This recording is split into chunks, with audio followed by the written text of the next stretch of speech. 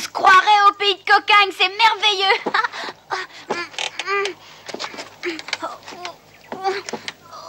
Oh, sans la clé, je n'y arriverai pas. Allez, ouvre donc la porte. Il faut que j'aille chercher la clé dans la maison. Mais comment y entrer? Je ne la connais pas. Oh, ça ne devrait pas être très difficile pour un lutin comme toi. Débrouille-toi.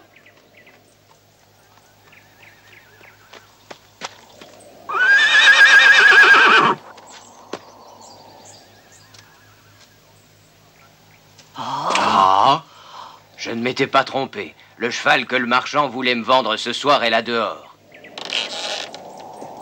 Oh! Qu'est-ce qu'ils viennent faire ici? Les pauvres bêtes qui sont obligées de rester dehors par ce temps. C'est le cheval qui les a emmenés en espérant qu'on les ferait entrer, n'est-ce pas? Tu es un brave animal. Fais-le partir d'ici, il n'a rien à y faire. Allez. Qu'avez-vous imaginé? Vous croyez peut-être que mon père aurait permis à des vaches vagabondes et à une vieille haridelle de s'introduire dans notre ferme? Va-t'en d'ici!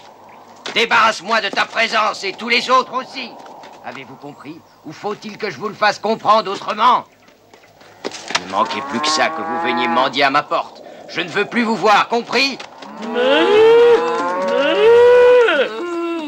Allez, déguerpis! Tu sais, mon fils, je te trouve très dur. Les pauvres bêtes sont bien innocentes. Elles cherchent seulement un refuge. Nous devons faire des économies. Je suis comme mon père. Je ne veux pas gâcher des litières pour des étrangers. Mais c'est ton ancien cheval. Tu ne te souviens pas quand tu t'amusais avec lui? Pourquoi es-tu si méchant avec lui? Oui, oui, les hommes sont sans pitié. Autrefois, quand j'étais jeune, il était fier de moi. Aujourd'hui, il ne me connaît plus. Il a tout oublié. Quelle tristesse. C'est vraiment dégoûtant.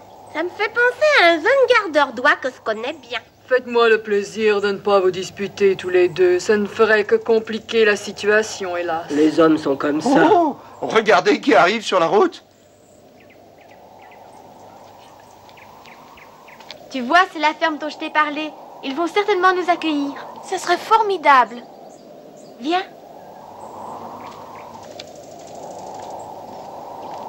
Peut-être qu'on pourrait se glisser dans la maison avec les deux enfants. Oui, Quenotte, c'est une bonne idée. Ça nous permettrait d'ouvrir la porte de l'étable.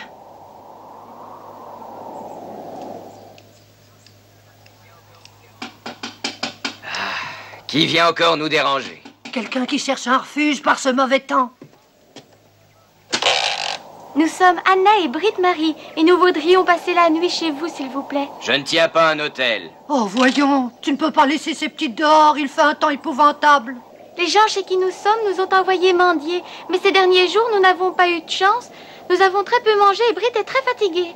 Oui, je vous crois, pauvre petite fille. Vous n'avez même pas de chaussures aux pieds. Je vous en prie, ayez pitié de nous. Donnez-nous un coin pour dormir, au moins pour cette nuit. Soyez bon. Le vent est si froid. Mais oui, bien sûr. Nous allons vous trouver un... Non, il n'en est pas question. Allez dormir où vous voudrez. Oh, Ne pleure pas. Vous avez entendu ce malotru? Qu'en dites-vous? Je n'ai jamais vu un homme aussi méchant de toute ma vie. Non, Niels, il ne faut pas dire ça. Autrefois, il était différent. Il y a très longtemps, nous étions deux amis, lui et moi. Nous étions jeunes et il me montait tous les jours. Il prenait grand soin de moi. J'étais heureux d'avoir un si bon maître. Dis donc, un bon maître qui est devenu ce qu'il est. Qu'est-ce que ça serait s'il avait été méchant? Exact. Allez, Quenotte, viens.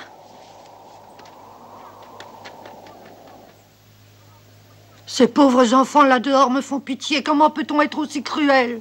Voyons, mère, j'ai dit non, c'est non. Rends-toi compte de ce qui arriverait si nous devions nourrir tous les enfants qui mendient. Il me semble pourtant que nous sommes assez riches pour donner quelque chose aux pauvres. Bien sûr, jadis c'était différent, nous n'avions presque rien. Justement, si mon père n'avait pas épargné sou par sou, nous serions toujours de pauvres paysans. Je sais aujourd'hui que mon père avait raison. On ne doit rien gaspiller de ce qu'on a. Mieux vaut vivre en avare que de mourir pauvre. Je fais comme papa. Lui, il avait un cœur de pierre. Il était opiniâtre et il m'a souvent fait de la peine. Malgré tout, je le comprenais. Les temps étaient durs et une époque dure engendre des hommes durs. Mais j'ai toujours espéré qu'un jour tu deviendrais meilleur que lui. Ton père n'a jamais éprouvé le moindre sentiment pour les animaux. Toi, au contraire, tu aimais bien ton cheval. Oui, ce cheval qu'un jour il m'enleva pour le revendre. À ce moment-là, je n'ai pas compris qu'encore une fois, il avait raison. Je ne pensais plus qu'à ce cheval et je négligeais mon travail. C'était très sévère de la part de mon père, mais c'était probablement le seul moyen de me rendre raisonnable. Il m'a fendu le cœur en m'enlevant ce cheval et j'étais fou furieux.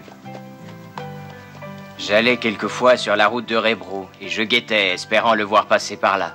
Si tu tiens, fais entrer les deux petites mendiantes. Je vais le faire. Nous devons absolument entrer là-dedans. Moi, je veux bien, mais comment? Viens, on va repartir. Ça ne sert à rien de rester ici. J'ai tellement froid. Ne pleure pas, Britt-Marie. On va aller frapper à une autre porte, on aura peut-être plus de chance. On peut rien faire pour elle. Filons. Entrez, mes enfants. Venez vous chauffer devant un bon feu. Oui, mais le patron a dit... Il est d'accord. Vous n'avez pas à avoir peur. En plus, je vous servirai une bonne assiette de soupe chaude. Qu'en dis-tu, Quenotte? Faut pas rester là, s'extasier, mais profiter de la chance. Ouais. Dépêchons-nous. Oh, plein sur mon nez. Voilà, vous allez d'abord manger cette bonne soupe chaude. Elle vous fera du bien. Bon appétit. Vous êtes vraiment très gentil pour nous. Seigneur Jésus, bénis la nourriture que nous allons prendre et donne à ceux Ne qui fais n'en pas de avons bruit, Quenotte.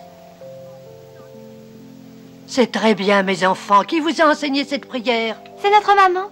Nous habitions ici avant. Quand elle est morte, nous avons dû partir. Oh. Si notre mère avait pu payer les 100 couronnes qu'elle devait, nous serions encore ici. Mais nous nous retrouvâmes 5 orphelins et nous dûmes aller chez des étrangers.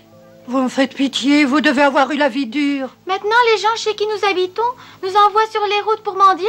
Mais il y a des jours où nous n'avons pas de chance, hein? C'est vrai. Cette nuit, vous pourrez dormir toutes les deux devant la cheminée, vous aurez bien chaud.